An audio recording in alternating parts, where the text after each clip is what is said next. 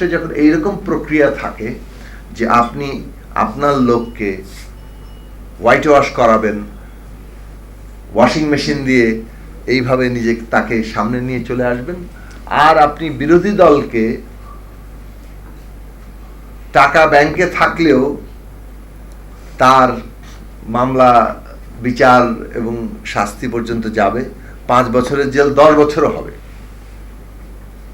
এই বৈপরীত্যটা খুব পরিষ্কার। তাহলে এই রাষ্ট্রটাকে তারা এমন একটা জায়গায় নিয়েছেন যেটা ঠিক আর রাষ্ট্র বলে জায়গাটাতে নেই। রাষ্ট্র যে একটা সংবিধান, একটা কতগুলো আইনি কাঠামোর উপর দাঁড়িয়ে থাকে এবং সেইখানে সরকার সেটা পরিচালনা করে বটে, কিন্তু ক্ষমতার ভারসাম্যটা এতটুকু থাকা ন্যূনতম একটা অনুমান থাকে যে বিরোধী দল কিংবা সরকারের বাইরে যারা আছে তারা নিজেদের নাগরিক অধিকারটা চর্চা করতে পারবে।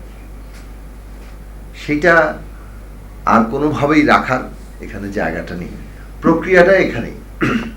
প্রক্রিয়াটা হচ্ছে এসালম সরকারের ঘনিষ্ঠ কোম্পানি তারা 8টি ব্যাংক দখল করে নিতে পারবে, অপ্রকাশ্যে আরো অনেকগুলো ব্যাংকের কর্তৃত্ব পাবে। $1 বিলিয়ন 12,000 কোটি টাকা সিঙ্গাপুরে বিনিয়োগ করবে, তার বিরুদ্ধে কোনো তদন্ত হবে না। এমনকি হাইকোর্টে গেলেও প্রধান বিচারপতির নেতৃত্বে বেঞ্চও সেখানে কোনো প্রতিকার দেবেন না। এইটা খুবই খোলামেলা। সালমান এফ রহমান ব্যাংক ঋণ নেবেন, তিনি প্রধানমন্ত্রীর শিল্প বিষয়ক উপদেষ্টা, তিনি ঋণের মওকুফ পেতে থাকবেন। এখনো কৃষকের বিরুদ্ধে মামলা হয় কয়েক হাজার, 5,000, 10,000, 20,000, 25,000, 30,000 টাকার জন্য, 50,000 টাকার জন্য, আর হাজার হাজার কোটি টাকা, শত শত কোটি টাকা এইসব লোকেরা ব্যাংক থেকে ঋণ নিয়ে নানাভাবে মওকুফের পাচ্ছেন, ওয়েবার পাচ্ছেন, তারপরে তারা নানাভাবে রাইট অফ করা হচ্ছে বিভিন্ন প্রক্রিয়ায়। এবং এই যে পুনর্তফসিলীকরণ, এটা দিয়ে মোটামুটি একটা আজীবন ঋণের ব্যবস্থা করে দেওয়া হয়েছে তাদের।